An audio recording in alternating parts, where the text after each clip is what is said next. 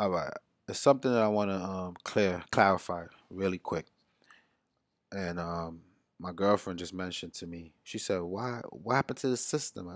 You're just picking random lineups. What happened to your system? I thought your system was so great." And when she said that to me, it reminded me of a lot of comments that I got last week of, "Oh, I thought your system, for me to think a system would work." And the system works, guys. The system is great, but I'm realizing this is my second year making this mistake. This system will only work from the beginning of the season until about All-Star break. That's the only time that that system will work, okay? What happens now is, and just to give you an example, I'm going to pull up tomorrow's slate.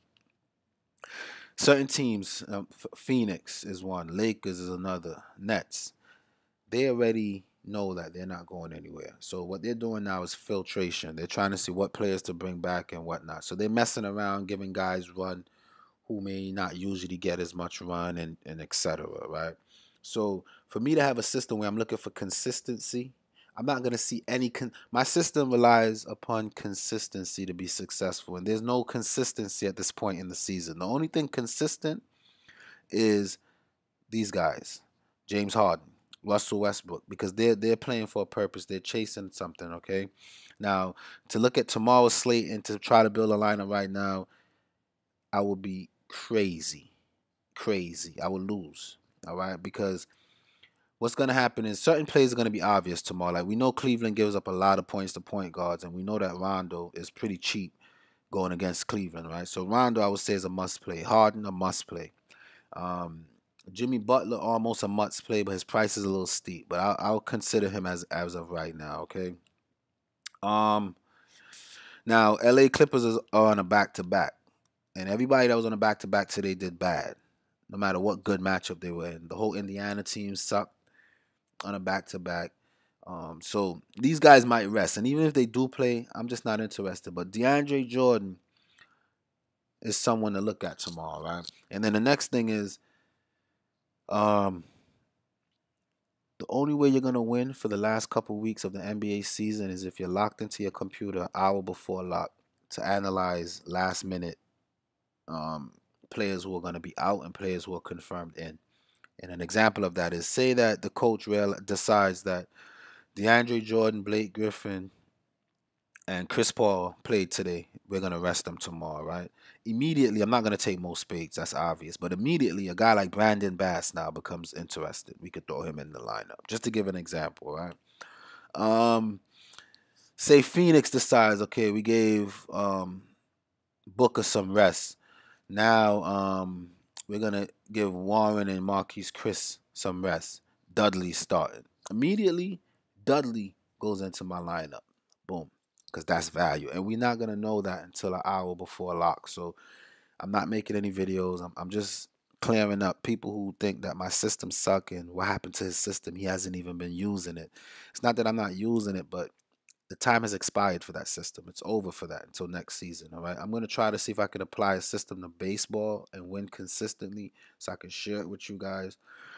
But I'm not going to do it until it's successful. You know, I'm not going to come on here and mislead and misguide you guys. I'm not into that. And because I'm not into misleading and misguiding you, I'm going to tell you, if you look, my system relies on consistency. And if you're looking for consistency at this point of the season, then you're wrong. You're not going to see any. It's just a time of the year where it's vacation time. You know, when you know you're going on vacation, that last week on the job, you're just like slouching around, not really, because your mind is already in Hawaii. Yeah, that's what's going on in the NBA right now. All right. Now, DeMarcus Cousins is a perfect example of what I'm talking about. His price dropped because he was just out for a couple of days. While he was out, even before he went out, Anthony Davis was thriving, right? So they dropped his price and upped Anthony Davis to 12K. Anthony Davis didn't hit value for his 12K. Who did was DeMarcus Cousins for that barely 9K, and I called it in the live show at about half an hour before lock. When they said that he's playing, I was trying to tell the entire world to play DeMarcus Cousins. Another person I was promoting, Hayward. From the last time I checked, Hayward was doing pretty good because Hill was ruled out and Hayward is playing, which means he's going to be the de facto point guard on the team. So that was a given. At that point, I should have came off of Gobert. Just like people came off of Anthony Davis, I should have came off a Gobert from I realized that Hayward had a shot. And that's my lack of judgment today that made me stick to Gobert. Okay. These are things that's gonna win us for the last couple weeks is coming to the live show intensely. All right.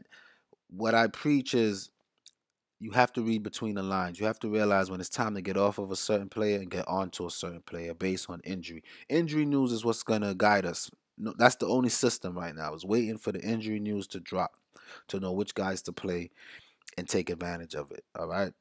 Now, that's the only way. That's the only way. All right. Shout out to Tim Hess. He said that he was a Sixer fan. He said TLC. TLC hit big today. The other day he said Stauskas hit big that day.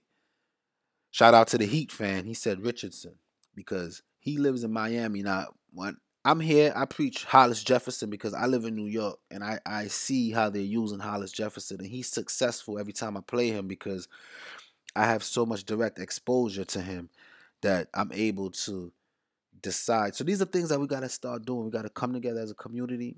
The people that have direct exposure to certain teams can know more press conferences, get more insight of how that team is going to use that player, how that player will be applied based on their matchup, and just put our heads all together and make lineups pre-lock that's going to be successful. Okay, if I would have had Westbrook, Dwight Howard, TLC, Richardson, and these are players that people are very passionate about.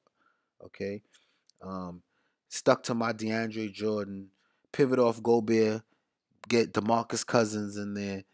All those players could have fit in a lineup because it's a lot of value and a lot of players that we were sure about. We would have did big today. So that's what I'm doing going forward, guys. I'm done with this system until at least the playoffs start when people are playing with a purpose again, and not it's just irrelevant until next season. Honestly, that whole 6 times value system it's over for that. And then I'm gonna use injury news pre-lock, pair up the obvious plays with the value plays, and that's how we're going to be successful. That's the new system for the last couple weeks. All right. Hopefully, this 288 cultivate for some people. Labissiere is doing okay. It looks like Darren Collison. I don't even play him ever. I really just half-assed this lineup, and it's doing well because it was based on a collaborative effort from you guys, knowing the obvious plays, and Russell Westbrook, of course. So that's it. You come to the live show, pre-lock. We look at the news, we break it down, we pivot off of the so-called obvious plays from that was chalk, and based on the news that we get the value in with the short things like tomorrow, Rondo. Oh, yeah, just to give you guys example, Rondo, Harden, Butler. Those are guys that we're looking at tomorrow as almost sure things, right?